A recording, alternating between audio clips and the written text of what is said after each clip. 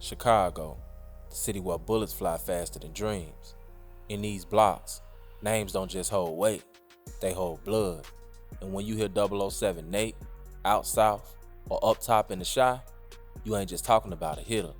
You talking about a teacher, a leader, a menace, a general. This is the story of Nathaniel Hicks, aka 007 Nate, a Tyquan World GD that ain't just known for catching bodies, but for molding the next generation of steppers. This is the real life tale of the man behind the murder of 051 Melly, and how he became a legend in the trenches before landing behind them prison walls. Born July 14th, 1994, Nathaniel Hicks came up in the ruthless streets of Chicago, deep in Tyquan World, a GD set known for its long-standing war with the BDs. Nate was raised in that era where blocks turned into battlefields, but unlike most shorties who followed the crowd, Nate led it. Before the tattoos, before the charges, folks already called him 007 Nate because he moved like a secret agent, quiet, calculated, and deadly. But it wasn't just about who he can get gone, it was about who he could bring with him. See, Nate didn't just put in work, he trained shorties, molded them, brainwashed them. They called him OG Nate before he even hit 25.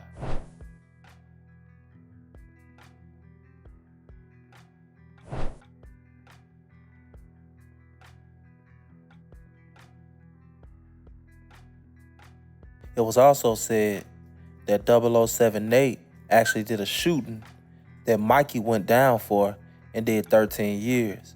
This came out when Mikey got into it with one of the females from that way. She said, "Hey, lil Mikey, 062, it's not my fault that you did 13 years for a motherfucker that don't have shit to give or offer you. It's not my fault that you feel entitled to what me and my cokehead friend, real FYB J-Man, have going on. If you gonna be mad at anybody, be mad at 007 because he the one made you sit down 13 years and he don't have $13 or 13 cents to give you. You shouldn't feel entitled to anything I got going on or feel like you should get paid the same thing as me because I kept you relevant. Men lie, women lie, but numbers don't. That's why we aren't in the same pay grade or bracket. And it's crazy work. Just a couple months ago, you was giving me my flowers until you started hanging around niggas who gate, I done jumped or scomed out. This will be my last reply to you. The difference between me and you is I never had a person knock my teeth out my mouth and still walk this earth. Go use those teeth to talk about the nigga who knocked it out. From this day forward, I'm moving out the condo that I've been living in your head rent-free." Hold on. I ain't healed all the way.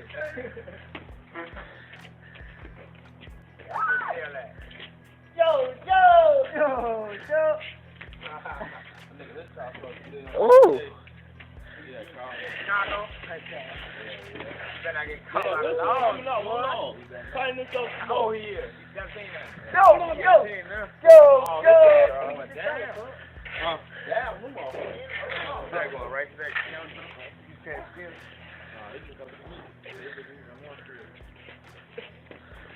Oh, shit. Hell yeah, he dodged the shit out that bitch. Damn.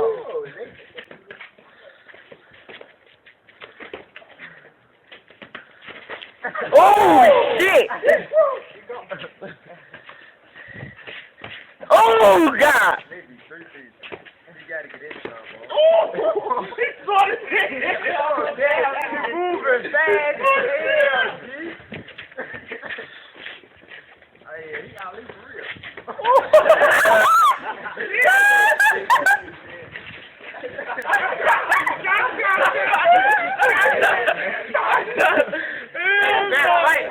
When you think about it, he molded a ruthless group of shorties. Guys like TB, who was at one time known to be one of the scariest figures over on that Tyquan World side. It was confirmed that before he died, TB had at least 3 bodies. He actually killed his friend of several years, Front Street Capo, and then got on Twitter and mourned about it. He also caught Melvo from Nico Gang and got on the internet and told the guy that he was trying to get to make videos about his reputation about it. TB had a habit of asking people where they were from before he killed them. He actually asked Melvo and T-Roy where they were from before he shot them. A 16-year-old boy was fatally shot in a silver car late Friday in the West Inglewood neighborhood. Danielle Brown. Police said the driver ran from the vehicle after the shooting. Cook's mother, Lakeisha Cook, said she found out about her son when one of his friends called her. She was told that her son and a friend were sitting in the car when someone walked up and asked them where they were from. "I'm not about that," she was told, her son said. Then the person opened fire. The boy's friend was not hurt. "I don't know what I'm going to do," Lakeisha Cook said. "I don't know how I'm going to bury him. I just bought a plane ticket to Mississippi, and now he's dead."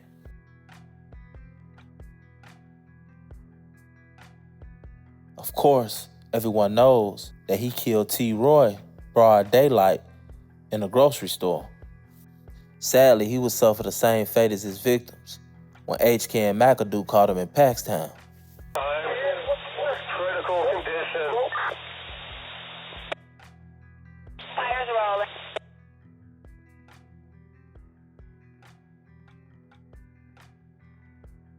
The location is that? At 34, a good address is going to be what?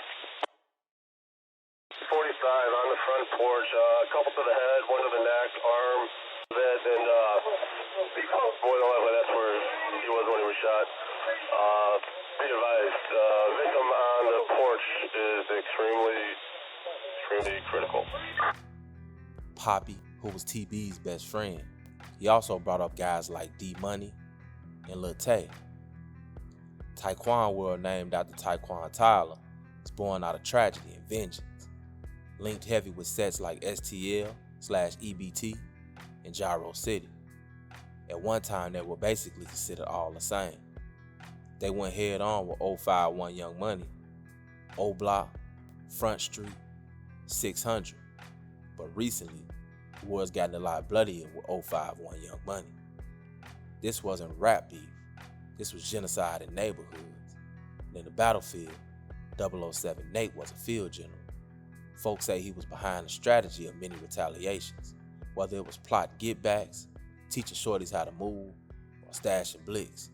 He was involved. He ain't had to slide every time, because he had a whole army of demons that would do it for him.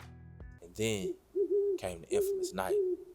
September 1st, 2019, a regular summer night in Chiraq, but by morning, the city would be shook. A house party, neutral ground, or so it seemed. Melly, one of 051 Young Money's top hitters, arguably their biggest face, pulled up. It was supposed to be cool, but there ain't no such thing in a shot. Not when 007 Nate in the building. Accounts vary. Some say Melly was lured. Others say he came cocky, thinking he was untouchable. By the end of the night, shots rang out. Melly laid on that floor, lifeless, finished. Rumors flew immediately. Nate did that.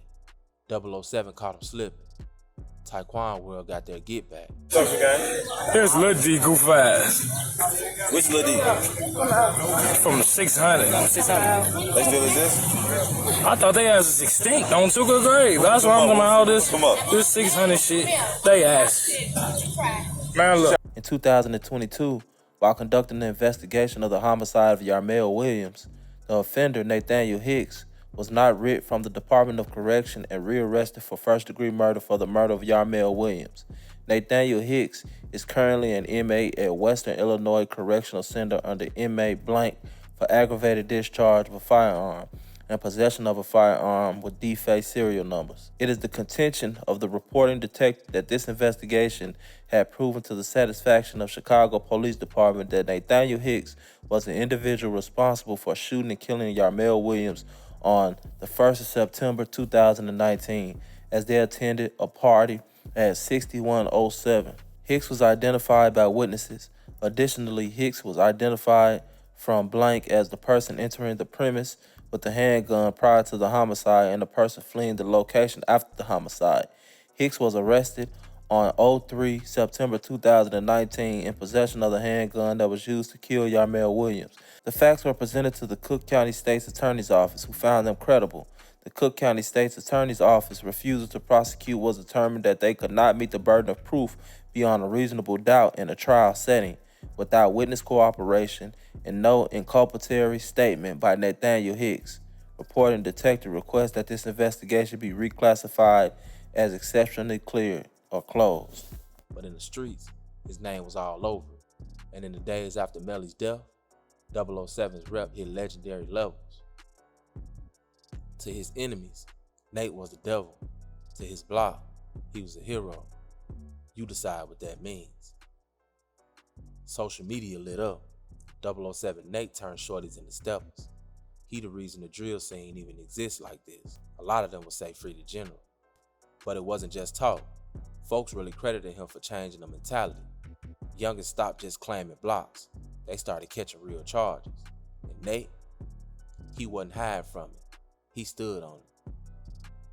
But when you live that life come knocking.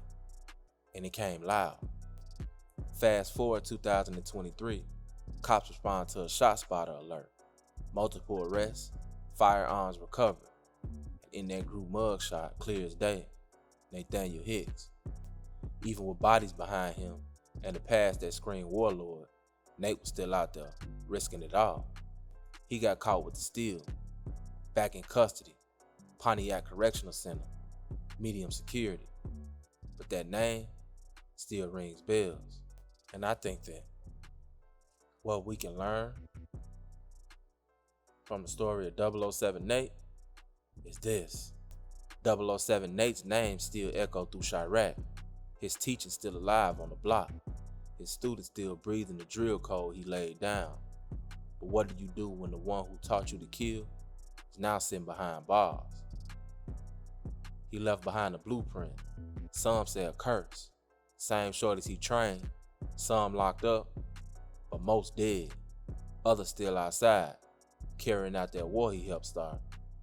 And even from behind bars, his influence moves like ghosts in the city. As a matter of fact, some say that he even got his brother LC killed over east. Nate was a product of his environment, but he also shaped that environment. He wasn't just reacting to the streets, he was building it. And the saddest part, the same shorties he raised to slide could have been leaders in business, in school, in music, if only the blueprint was different. 007 Nate's story ain't just about death and drill. It's a reflection of what happens when trauma becomes tradition, and when young kings never get a chance to grow into real ones. So before you glorify that life, ask yourself, is that fame worth the cage? Is that street love worth the loss? Because in Chiraq, legends don't retire. They either get buried or they get locked away.